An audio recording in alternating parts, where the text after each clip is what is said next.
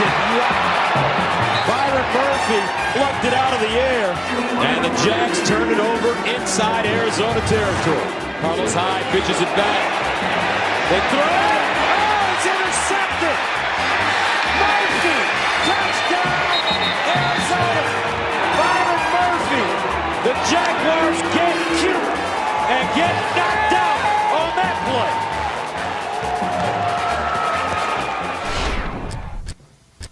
Love those highlights. We love the stars. So it's time to talk brightest stars presented by our friends at Oakley who sent us these awesome shades. Here's what we do here, Matt Castle. We go around and we sort of call our shot on who we think will shine the brightest or who we think needs to in any given week. It's week 4, Peter. Who you got? I'm always here for hyperbole and exaggeration, especially before we even hit week 4. And I'll say this. Tom Brady, it's Tom Brady week. He went 199th. I think a lot of people would agree that that was a mistake in the draft.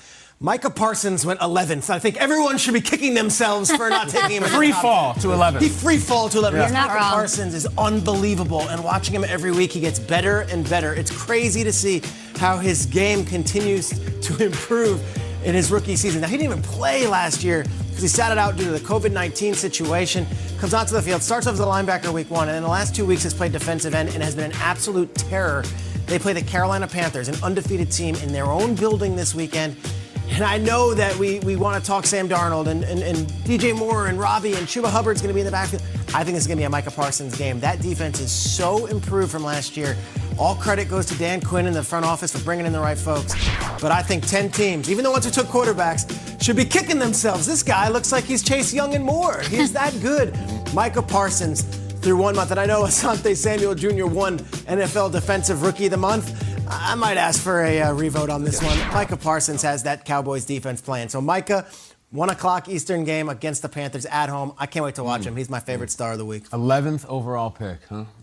Free fall, slide. The Falcons could use him right now, couldn't think. they? Oh, yeah. They want another guy. Amongst others. How about a quarterback? I'll go with a quarterback as my brightest star. Would you be interested in a quarterback who right now is passer rating, the best measure of a quarterback, is higher than Mahomes, Tom Brady, Dak Prescott, Aaron Rodgers, and Josh Allen, and is in top 5 in all the major passing categories? Kirk Cousins, the Minnesota Vikings, has played better than all of those guys. He has not been good. He has not been great. He has been excellent. And here's where I come out. Kirk Cousins is a very easy target for a lot of different reasons, many of them self-imposed. A lot of people like making fun of Kirk Cousins. A lot of people like have issues with Kirk Cousins. That's fine. But when he plays well, turn it around and hype him. No one is playing quarterback right now in the league better than Kirk Cousins. And if you watch that Vikings-Cardinals game, Kirk Cousins said, I got this. I'm going to go right down the field to set up a game-winning field goal that the Vikings proceeded to blow and miss. He's off to the best start of his career. It makes me wish if they had some of those Zimmer defenses from maybe a couple of years ago, the Vikings would be looking at as a legit NFC contender, not NFC North. They play at home this weekend against the Browns. It's Baker versus Cousins. Get your jokes, get your memes, get whatever you want, but just get your butt in front of the TV and watch Kirk Cousins because there's not a better quarterback playing in the league right now than him. You like that?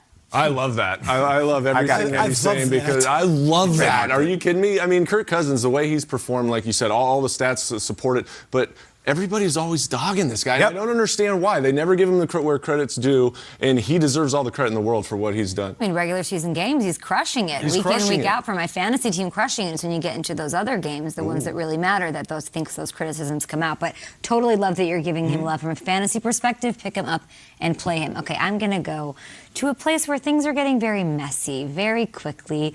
Seattle. This Seattle squad has never started 1-3 under Russell Wilson. Russell Wilson has been there a very long time. So to take another pun into this situation, not danger Russ, how about miraculous? Like that's the level that we're at. And he's playing well, you guys. He has 7 touchdowns. He has no interceptions. He's averaging 300 yards a game. The defense hasn't been as good as it was the second half of last year. We thought that was just going to happen. We thought, hey, let's get Shane Waldron in here. The results have been mixed. Russell Wilson has been this sort of lone, consistent spot on this team on both sides of the ball. I don't know what it is that he can do. I just know that this is like savior season, rescue mode. Unfortunately, there's no margin of error in the NFC West, and it's the Niners this week. You have to beat the Niners, and you have to be the brightest star on the field. And it's fired just true. Up. I don't know. You don't Seattle at the bottom of the NFC West. You don't see that. Stupid.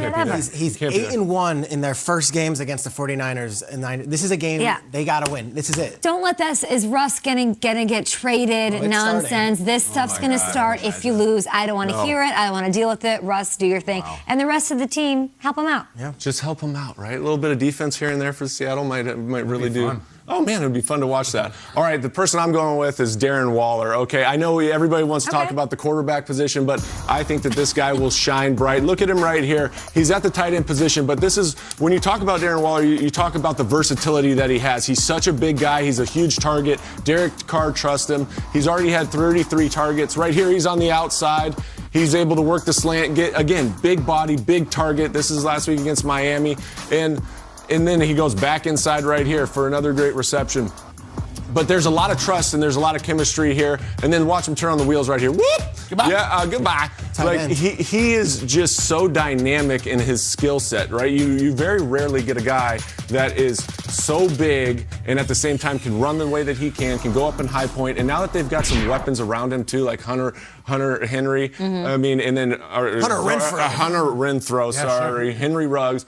I mean, and these guys, they can't just focus on him as the main guy and as a target, right? They've got to say, okay, we've got to pay attention to this guy. They've got a run game as well, and he can go out and shine bright. And I think he'll have a really big game this week against the Chargers. You could pick any NFL player. You're never on the show. What was the process of choosing Darren Waller? Well, you guys said look, who's going to have a great game? Like I would star power. No, star I love power. this. Yeah. I just love the fact that, like, when you watch these games and you watch the success that the Oakland Raiders have had, he's a big component of that. I love it. And so I was just thinking outside the box, right? I could easily go with any quarterback in the league because the quarterback's the only guy that touches the ball every single time, right? And we could easily do that. But I wanted to pick an individual. And, you've got guys like Travis Kelce, you got guys like Kittle. But I think Darren Waller is one of those special, unique talents as well that is maybe not seen in that same caliber, but I think he is that same caliber. It's well said. The producer just said there's a yacht that just pulled into the marina. Okay. That's probably Jared and Trent. I think they just threw down all cash, all catch They just ran into another boat. They were out all night apparently.